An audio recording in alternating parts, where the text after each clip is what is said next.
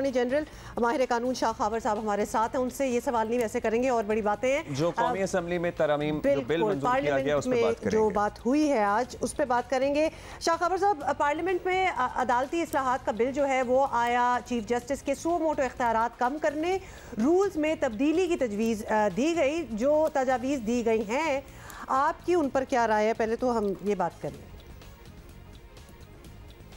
देखिए, वे तो इसमें कोई दूसरी राय नहीं है कि जो सुओ मोटो का जो इख्तियार है सुप्रीम कोर्ट ऑफ पाकिस्तान का, उसमें तो बहुत सारा जो है वो डिस्कशन होती रही है, वकला की तंजीमें भी करती रही हैं, पॉलिटिशियंस भी करते रहे हैं, और ये आवाज़ें जो हैं वो सुप्रीम कोर्ट के अंदर से भी आई। जैसे कि 2 रोज़ पहले दो जजेस का जो है वो नोट आया है, उन्होंने डिसीजन दिया।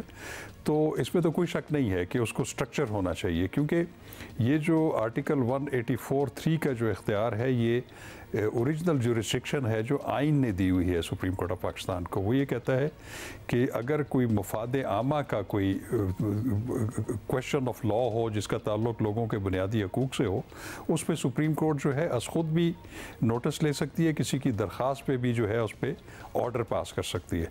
तो हमने देखा है कि माजी में या तो इसको बड़ा बेदरेग इस्तेमाल किया जाता रहा, जहाँ पे छोटे छोटे मैटर्स को भी जो है वो सुओ मोटो लिया जाता रहा। कभी कभी ऐसे भी था कि ऐसे चीफ जस्टिस साहिबान भी थे कि वो इतने इम्पॉर्टेंट इश्यूज़ के ऊपर भी जो है वो ये जुरिस्डिक्शन अस्यूम नहीं करते थे।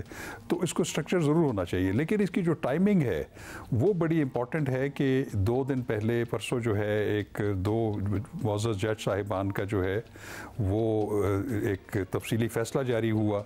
उसके फ़ौरन बाद कल फिर पार्लियामेंट का इजलास भी हुआ और उसमें वज़ीर आज़म ने ख़िताब भी किया, और फिर अफ्तारी के दौरान ही कैबिनेट मीटिंग हुई, उसमें ये जिस बिल की बात कर रहे हैं उसकी अप्रूवल दी गई। अब उसको जो है वो एक्ट ऑफ पार्लियामेंट बनाया जा रहा है। तो ज़रूर होना चाहिए, लेकिन इस पर इतनी उजलत से काम नहीं करना चाहिए, क्योंकि ये बड़ा सेंसिटिव इशू है, क्योंकि सुप्रीम कोर्ट के जो मामलात हैं उनको सुप्रीम कोर्ट रूल्स डील करते हैं आर्टिकल 191 के तहत। तो इसको मैं समझता हूँ कि बड़े सोच समझ के और उजलत नहीं करनी चाहिए, लेकिन इसकी ज़रूरत ज़रूर मौजूद है। उजलत में नहीं ये फैसले होने चाहिए। अब ये बताइएगा, इसी दौरान शाह साहब एक करारदाद भी मंजूर की गई। ऐवान ने बताया कि 1 मार्च वाले मुनक़सिम फैसले में वो किन जजेस के साथ हैं। आपको नहीं लगता इससे तासुर जाता है अदलिया और पार्लियामान के टकराव का? ज़रूरत थी पार्लियामेंट को ऐसा करने की?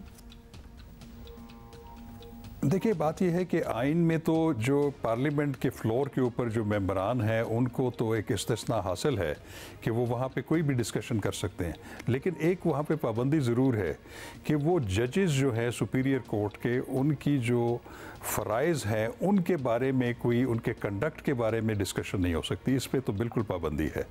तो अब ये देखना है कि वो ऐसी करारदाद जो है वो उस ज़ुमरे में आती है या नहीं। लेकिन एक बात ज़रूर है कि जो एक कन्फ्यूजन क्रिएट हो गया है, जो परसों 2 मुअज़्ज़ज़ जज साहिबान का जो नोट आया है 30 मार्च के फ़ैसले के हवाले से, इलेक्शन के इनेकाद के हवाले से, उनके मुताबिक ऑर्डर ऑफ द कोर्ट जो है वो 4 जजेस का है। 2 वो जजेस जो पहले फ़ैसला दे चुके थे, फिर ये 2 जजेस जो कि जस्टिस मंसूर अली शाह और जस्टिस जमाल मंदोखेल।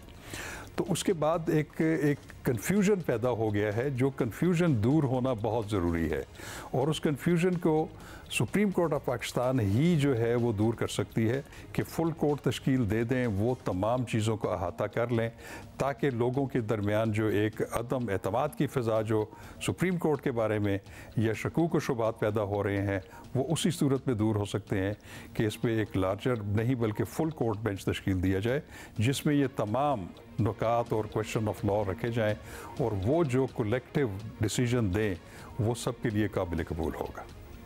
अच्छा, आप भी ये बात कर रहे हैं, बल्कि आप ये पहले भी बात कर चुके हैं, दीगर माहिरीन कानून भी, कि जो इलेक्शन वाला केस है इस वक्त चल रहा है, इसमें फुल कोर्ट बनेगा तो ही बहुत से तनाज़ात जो हैं वो ख़त्म हो सकते हैं। तो अब भी आप समझते हैं कि full court is the only option and the only answer?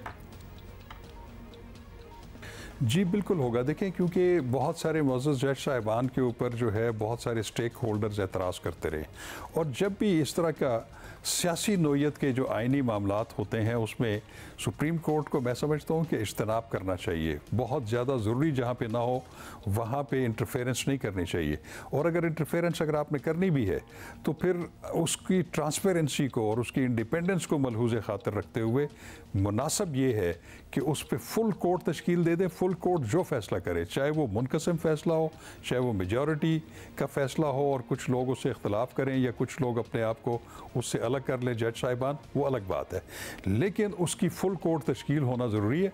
वो जो भी फैसला करेंगे, आइन और कानून की जो इंटरप्रटेशन करेंगे, उस पर किसी को एतराज़ नहीं होगा और उस पर कोई उंगली नहीं उठा सकेगा। बहुत बहुत शुक्रिया शाह खाबर That साहब seems to be an only viable solution in this that is the chaos one and which is crisis. not being Considered at all, entertained at least at this all. point in time. At this point तो बिल्कुल नहीं हो रहा और सारे यही कह रहे हैं कि भाई ये कर लो।